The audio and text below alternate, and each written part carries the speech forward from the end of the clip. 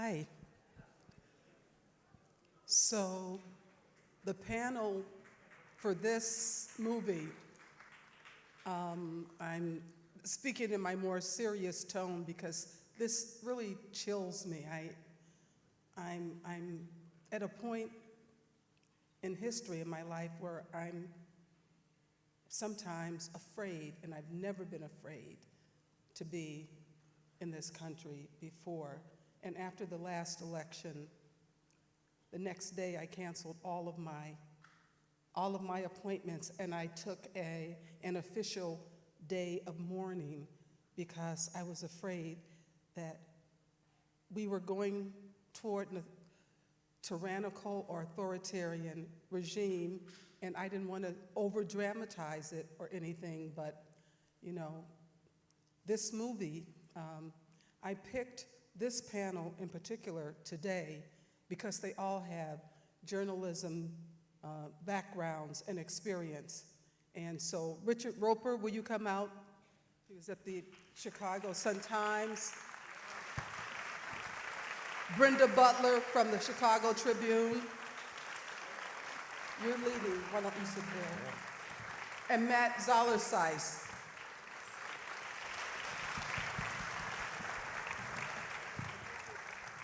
Richard, will you kick off the panel, please? Sure, it'd be my honor. I actually watched up in the balcony because I wanted to watch some of the reactions to the film, and I felt like everybody was really engrossed in it from the start, right? I mean, isn't it just a beautiful piece of work? And as I mentioned in the intro, and we're going to talk to these great panelists about this, obviously this is it's a work of fiction, but it's so true in all of the events that you see depicted there. And Marcello is his book that the movie is based on, The Sun.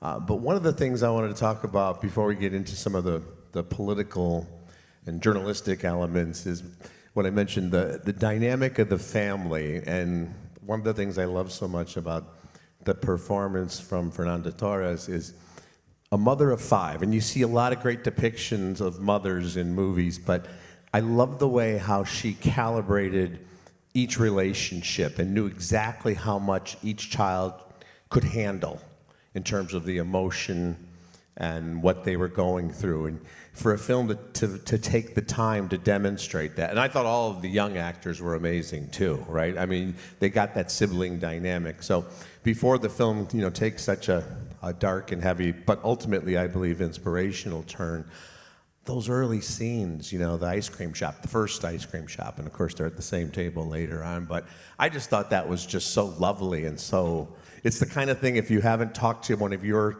siblings who's now grown, you feel like you want to reach out to them right after seeing this film. I don't even know what to say about this movie. I mean, this it was such a knockout and still is. And one of the things that I appreciate about it is that I've seen a lot of movies about the experience of a totalitarian regime, but this one is really unusual in how much attention it pays, and you sort of alluded to this too, like how that sort of a catastrophe is integrated into the daily mundane life of the family. Like the fact that Eunice has to pick her kid up from school. That, they keep hammering that. Like, it's like there's like 3 or 4 separate mentions of that, and then there's all of these, like, normal life keeps going on, and there's that scene where they're in the restaurant and they look around and they see that everybody is enjoying themselves. They're just enjoying themselves. And I was thinking back on my movie-going history with watching this type of film, going back to things like Missing and Z. And I got to say how naive I was to think that we would never look at a movie like this and go, gee, I should read the news after this and see what's going on. But, I couldn't shake that, and I would imagine that everybody else here had thoughts of that nature as well. And I was really impressed of how typical, although well-off typical, a housewife. She's raising her family, her husband works, and she's taking care of the family. She's in charge of ZZ, the cook, and she just goes about her day-to-day life. Very basic, beautiful home by the ocean. And And you know, a lot of American housewives at one point in time, probably back in the 50s, were living that kind of life. And then you wonder if how is she gonna deal with it when all of a sudden Rubens is gone? There's that moment where there's a concern about the eldest daughter who goes to London, being this politically active, outspoken person, and there's that exchange, remember the macrobiotic phase? And mom says, yeah, but nobody got arrested for being macrobiotic.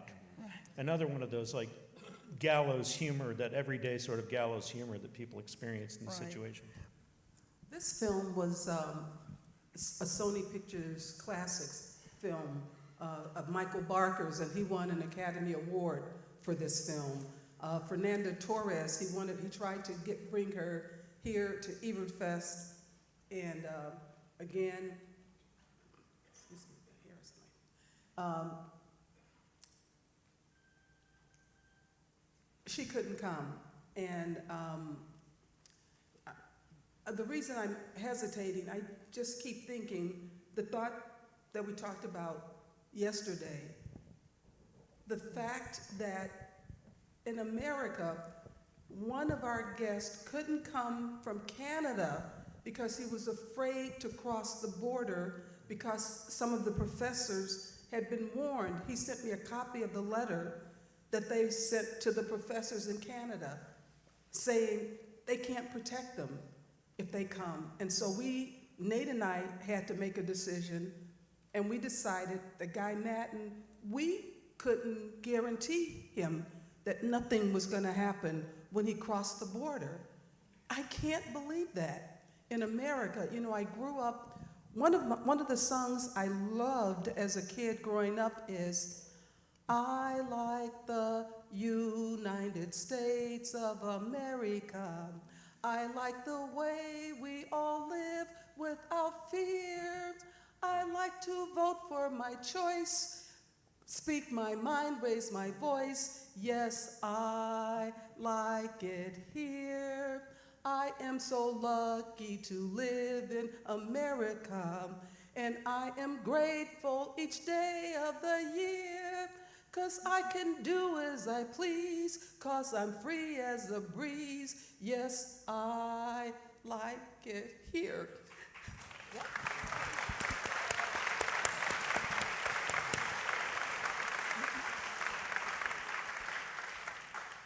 And it hurts so much every day to see people snatched off the streets.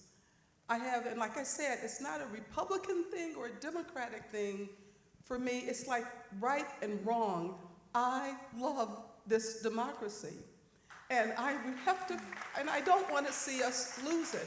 And when I see a film like this, if I had seen this film 7 years ago, I would have looked at it as just, oh, it's a film, and oh, it's so bad that it happened in that country.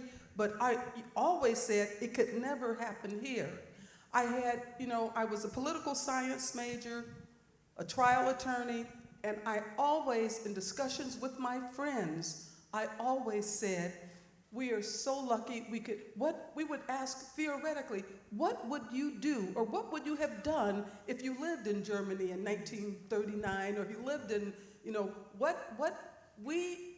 it was just an intellectual exercise. No more. So I don't want to go too far with this because anyway, go ahead. Well, I just want to thank you so much, Chaz.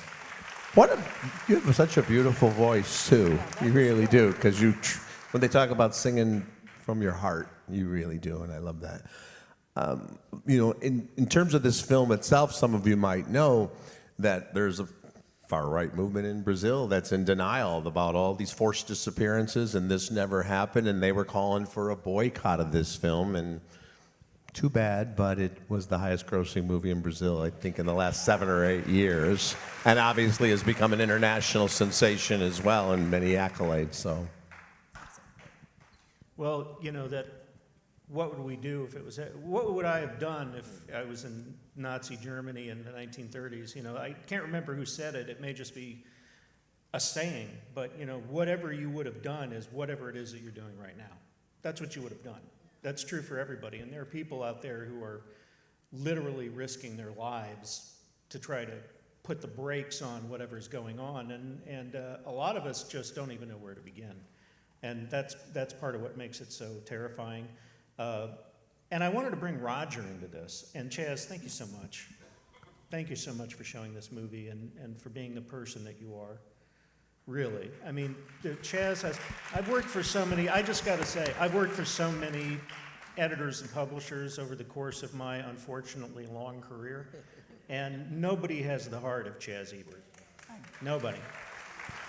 I know, Chaz, you're absolutely right. And I was just saying how each year it seems the festival films address what is going on in the world. And she said it isn't always intentional, but I tell you this year it's working, it's sinking. I'd like to talk a little bit about Eunice. I'd like to call her Eunice, the protagonist in the film. And even though I said she was just, you know, a housewife, a well-off housewife, she was very observant and she was astute. And I think her antenna were up, or antenna was up. And I think that was her strength. She picked up on things. And I think each day, we're picking up on things, whether, you know, wherever you get your news, whatever you're listening to, what podcast you're listening to, we're picking up on things just as she did. That's a great point, and I love when, you know, in so many of these films we get to see the real life figures, and in this case, some of the photos, and when the journalists come there and they're going to tell the story, and she has the family smiling, which is, again, going to your point about her being astute, because she's like, we're not going to show that we've been defeated by these monsters, that even the loss of our beloved father and my husband, we're going to smile. We're going to smile. We're going to keep going on. And I thought that was, you know, such a great moment, because Eunice is never in denial mode. She's in survival mode for her children more than anything else. As you mentioned earlier, let's pick the kids up and go to school, and you got to keep doing your thing and everything. But I just love the photo, because you could just see because as we know, journalists kind of want to follow their own narrative, even if in a positive way a lot of times. So they're like, just be a little more serious. No. And the newspaper clippings, she was saving those stories, kept them away from the kids, but she kept them in that drawer, in that box. Well, in that moment where, well, there's more than one scene, but the newspaper publisher, who's a friend of the family, says flat out, we can only publish what the military lets us publish, what the military tells us to publish. And the dynamic is a little different here, but we're kind of entering a situation where a lot of the mainstream or so-called legacy media outlets have basically been captured by friends of the administration. And there's a degree of self-censorship that I have heard happening from many of my colleagues that's quite chilling, not just in traditional news and investigative reporting, but also in arts coverage. People are watching what they say. And in my lifetime, I've been fortunate never to have lived, even during the Iraq War, it wasn't quite like this. Can you pick up on Walter Salas's sort of compare this movie to Central Station or some of his other films? Well, Central Station is probably the most famous one because it was also it was nominated. Did it win or was it just nominated? Can't remember. But he's a tremendous director, and I think this is probably my favorite one of his movies. And of course, it's got this generational linkage where, you know, the Fernanda Montenegro was nominated as Best Actress for Central Station, and then her daughter plays the lead in this. And I believe now, was it her that played the mother in that Yes, last scene? it That's what I was. thought. Yes, at the very end, when you think it's makeup on the actress, it's actually her mother who won the Oscar years ago. Right, exactly. It was Fernanda Torres's mother, who is also a famous actress. I just want to go a little bit on Matt's point too, and even though this movie isn't strictly about journalism, but there's the element, but it, in some ways, the publisher saying that, and the fact the oldest daughter is like, it's all over the papers in England, in London, but not here. It did remind me of the two great journalism movies in All the President's Men and Spotlight, because in both of those cases, when you go back in the case of All the President's Men, you know, you had Katharine Graham, and she's friends with all these power brokers, and she's like, wait a minute. And she, of course, eventually, you know, backed the boys all the way through. And then in Spotlight, you had Liev Schreiber as the publisher who comes in, and he, again, it's like, we're going to go after the Catholic Church in Boston? Really? Are we really going to do this in the Boston Globe? And in both cases, I think that what we hope to see here is that the ownership, that the people that decide whether or not the story gets published or broadcast back the journalists and don't back down. I wanted to mention another great movie about journalism that I don't think got the critical attention it deserved, which was the Steven Spielberg film, The Post. I don't know if any of you have seen that. And I think Spielberg's historical films have not been appreciated as much as they should have been, at least since that great period when he did Schindler's List and Saving Private Ryan and Amistad. I think we tend to take him for granted, but what he's been doing is really brilliant in that he's a political filmmaker, and he's been commenting on current events by choosing to tell stories that are set in the past that get our brains kind of ping-ponging around thinking about what's happening now. Like West Side Story was very much about the immigration-related sort of cultural fights that are happening right now in this country, and The Post is about the obligation of journalists under Trump. And there's a series of great scenes early in that I thought about while we were watching this movie, where Katharine Graham and Ben Bradley, the editor, and other people at the paper have arguments about how aggressively to cover some of these important political figures who have their hands on the levers of power. And the problem is that they themselves, the editor and publisher, are powerful, and they move in these same circles, and they see them at parties, they see them at charity fundraisers. They may all have their names on those little plaques in the hallways at hospitals, and there's a fear that you won't have access to these powerful people if you start probing, and that's something that is very much on everyone's mind right now too. I'd like to say too that the director Walter Salles actually started out in documentary filmmaking for 10 years before he ventured into fictional filmmaking. So, I mean, I always say to the documentary filmmakers I've met that you guys are like journalists because you're chronicling the truth. And that's what journalists are supposed to be pursuing, is the truth.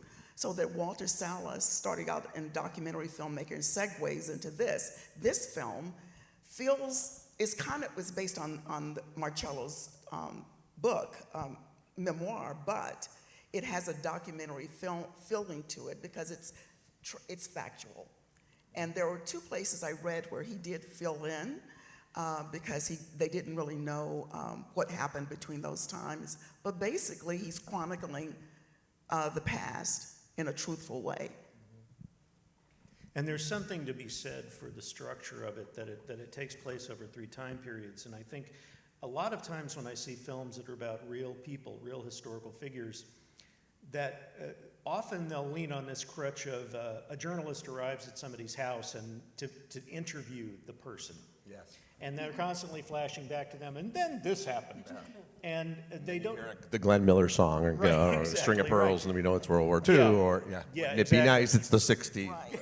Right, exactly, right. You hear Purple Haze, and we know we're in the 60s. And we don't do this. Yeah, somebody's like, yeah, yeah. But this, I think, was beautiful in its simplicity, because what it reminded me of was how many people, I bet probably everybody in this audience has somebody in their family who experienced historical trauma, historical violence. You know, as an immigrant, as a war veteran, as a refugee, as something, wrongful imprisonment. As ancestors who were former slaves. Exactly, right. And the fact that, you know, something horrible happens to you and you transcend and endure it, but it still is with you.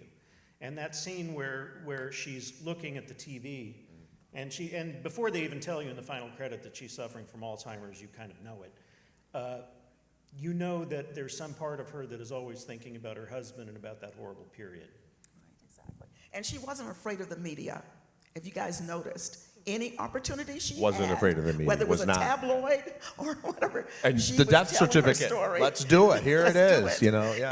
And so I like that about her too. And there was one good line, and Chaz, this is to you, and there were so many good single lines in the film. It's good to have a good lawyer. She said, it's good to have a lawyer in the family. Yeah, really. Right. One thing about lawyers today, I think the day that I really felt some fear for the country is when they said, first you heard that Colombia was making some sort of an agreement with the Trump administration, and I said, the lawyers will never make a settlement agreement. They will fight. They will fight. They have the money, they have the manpower, they're not afraid. And then when I heard that the law firms, the big law firms, that when I was a practicing lawyer, I looked up to these law firms as, just the end-all, be-all. And some of the really big law firms started making agreements rather than fighting back. And that's when I was afraid, because I thought, we were always taught, you don't give in, you don't give up, you fight. And I thought, if the law firms are giving in, so I was glad when Harvard stood up, and this university is standing up too. And not all the law firms fought. I mean, there's a list of about 350 law firms, and those who are aligning themselves with the administration and those who are not. Right, So right. there's Some quite are a few. fighting, but that was naive I know, I was of me. surprised. But yeah, anyway. Well, something my grandfather told me when I was a kid is if you let a bully take your lunch money on Monday, he's going to ask for it again on Tuesday. Absolutely. You might as well resist. So should we go to the audience, or do you have some more things you want to say there? No, I did look up the children.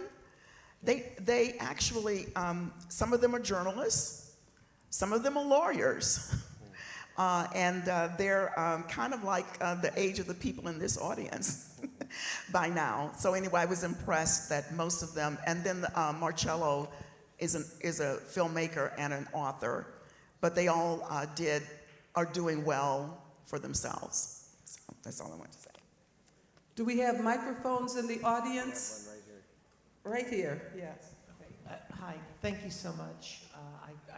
Chaz, thank you. We did not know that song, but it really brought tears to our eyes when you were singing it. You did a great job, but the message it's hard to take where we are now.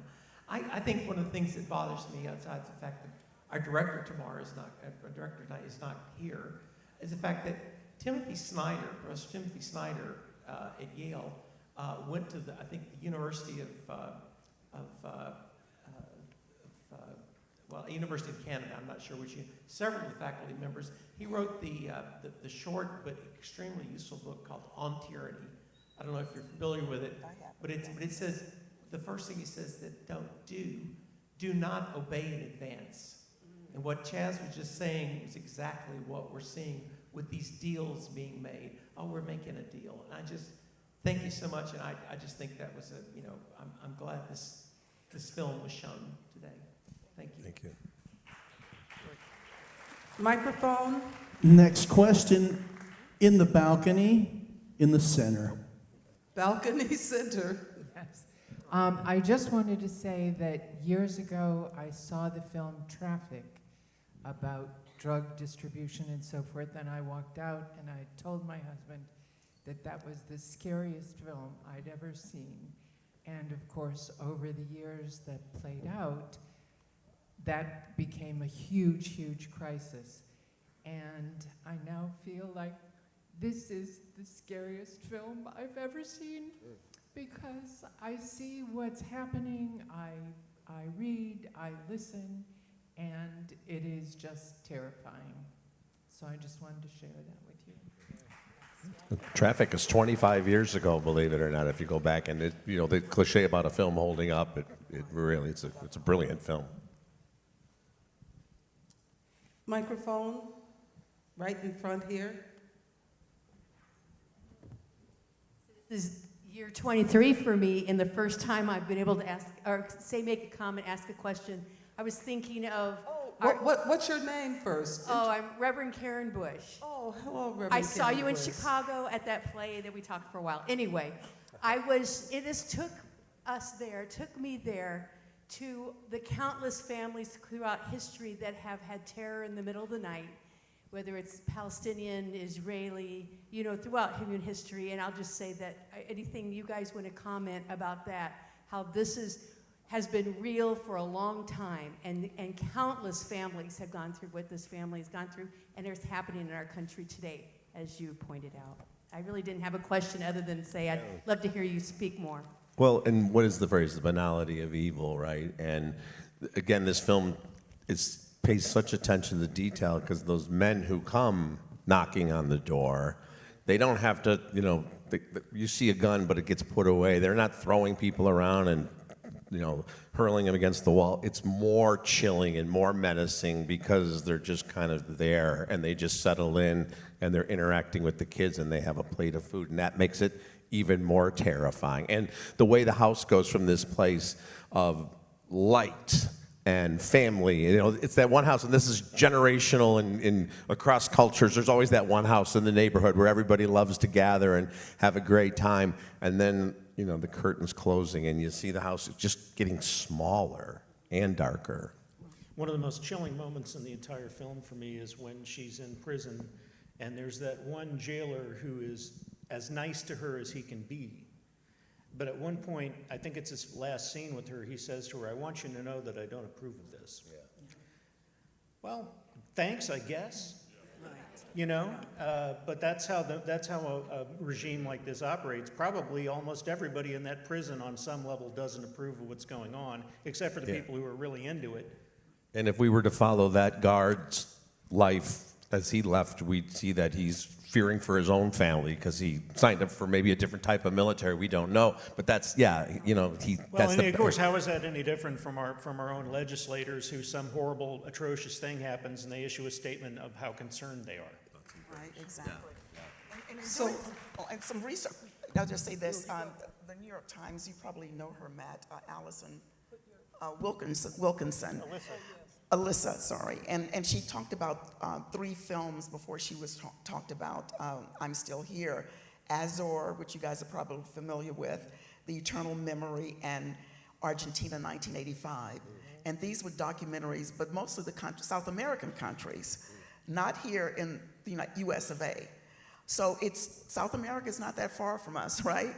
And it just is this, if it's creeping up. Azor is a film, that's actually a dramatization based on real events. Okay. Yeah, but that's a great film. It came out a couple of years ago. I reviewed it for the site. And it's set in Argentina, but the dynamic is very similar to what you see here. And that one also has a disappearance in it. And it more or less sort of dramatizes what the mother in this says, which is that it's a weapon of terror because, at some point, not sure who perfected it first, but the idea that instead of just executing a political enemy, you just take them away and you don't know what happened to them. That's much scarier for everybody. And also, they're not angry. They don't lash out in anger because they're afraid if they do, then they won't get their loved one back. It's sort of brilliantly evil in that way. And I highly recommend Azor, and also that's a movie that I think delves into that idea of a culture of complicity in much more detail than this film does. Because this film is putting us on the inside of a household of people who are already resistors, and that's not the case with the people in this other film. When you talked about the guard in this film, it made me think I visited South Africa and got to have audience with Archbishop Desmond Tutu and Ahmed Kathrada. Kathrada had been imprisoned with Nelson Mandela, and he took me to Nelson Mandela's cell on Robben Island. And when we were leaving, actually our tour guide who was taking us around, they had a very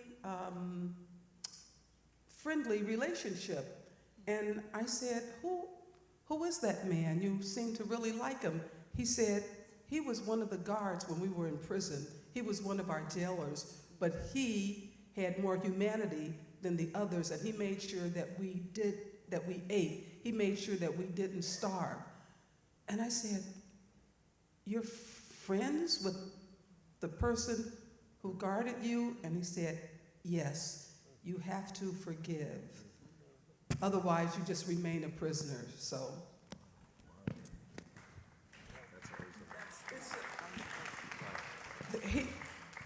He It's was. a little easier to forgive people after they've done a prison term, though, so. Question from the balcony in the center. Balcony center. Center right. Sorry, my voice is a little scratchy. Do you have a microphone? Yes, I do. I know, but I can't hear the microphone. Okay, can you hear me now? Yes. So I just wanted to say that, as you were pointing out, the panel and earlier on, that this woman, Eunice, was a housewife previously. But what nobody's really acknowledging, and I wanted to point out, is that sometimes it takes tragedy, unfortunate tragedy, to help us to become who we were meant to be. Because if her husband had never been taken, she probably would not have gone to law school. She would have probably not done the amazing work that she did to help Indigenous people and so many others, which is really, really important work. So, of course, we don't want these bad things to happen, but sometimes when they do, it is for a greater reason for us to step up into the person we're meant to be, or for whoever it is, maybe not us ourselves, but the people that we see on the screen, the people around us. I think many heroes in the world have gone through great tragedy, and it's because of that tragedy that they've been able to become the heroes that they are. The other thing I wanted to mention is that someone was talking about smiling, or smiling for the camera, and that. And so, and also you on the left, I'm sorry, I don't know your name, you were saying that a lot of people, the question of what would you have done in Nazi Germany, and you're saying it's the same as what you're doing now, and that a lot of people unfortunately don't know what to do in the face of chaos and difficult times. The point is that we are all capable of doing something. We don't have to be on the front lines of a protest. We don't have to be risking arrest. We can. There's many who are. We need those people, absolutely. And if you're one of them, that is great. But we also need people to play every single role. And maybe that's just taking care of the family. Maybe that's keeping an eye on the neighbors. Maybe that's, making extra food to distribute to people who are hungry. There are so many ways in which each and every single one of us can contribute to create more joy, love, peace, harmony in this world. And it's not a simple little song from the 70s about like kumbaya. This is how you create a resistance, is by creating love. And you can do it with your family, with your neighbors, and with the other people around you. It's also by having conversations with people you don't know and who you disagree with, and realizing that you can actually have a positive relationship with someone that you think is in an adverse position to you, like the guard at the prison. Anyone. If we see people as enemies just because they are in a certain place, then we're not going to make any progress. So we have to start opening our minds to what is possible and opening our hearts to love and acceptance, starting with ourselves and expanding that out to the world around us, even for the president in power. And I'm sorry, I don't have a question, but if you'd like to respond to this, Chaz, you probably have something good to say. No, I just want to say thank you. Well said, well said. Thank you.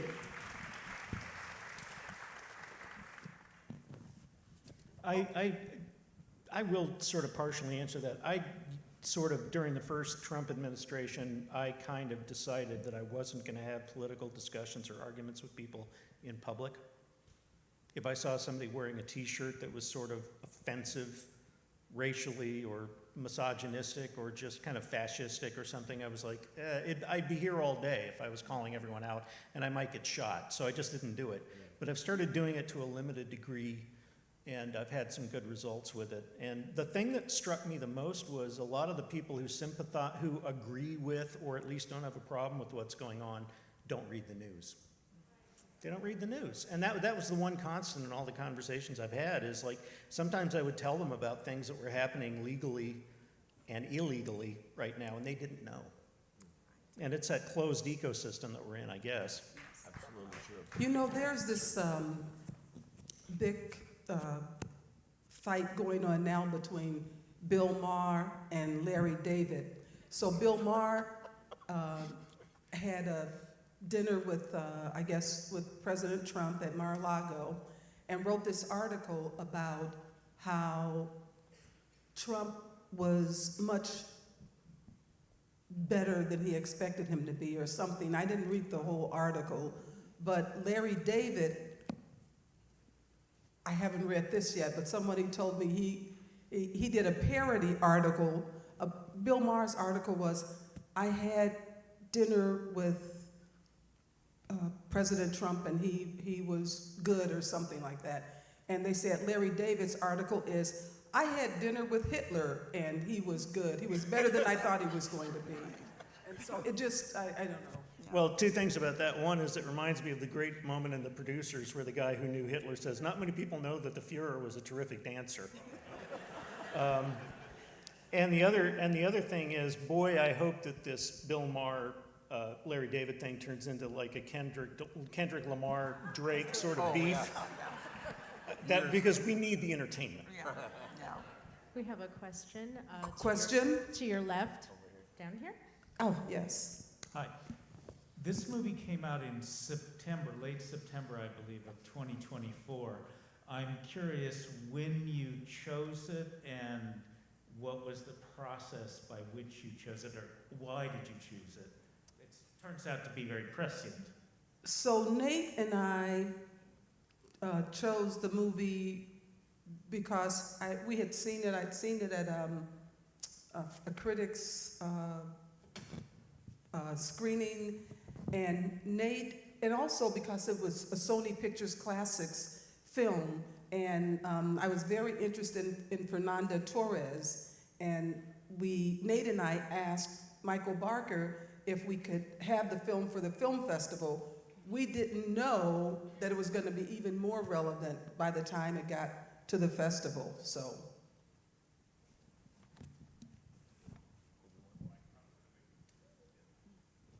Joel, Okay, got I one. think I'm getting the signal that we have one more question. Who has Yes, we have one right in the burning center here. desire? It really isn't a question, but 40, 50 years ago, I spent a lot of time up in Canada and got to know a lot of the Canadian people, and I'll tell you, they all admired the United States. And for you to tell me that Madden is not coming to this just should start people thinking, Canadians are afraid to come to this country? No. Well, on that note, we're going to break. Go Blue for- Jays. we're Go gonna- Vancouver Canucks. Go Montreal. It's time for dinner. Oh, it's time for dinner, and can I give you an assignment? Think of something, one of the most hopeful things you can think of for the country while we're at dinner. Let's talk about hope. Sounds like a great idea. Thank you, All right, everyone. thank Thank you. you.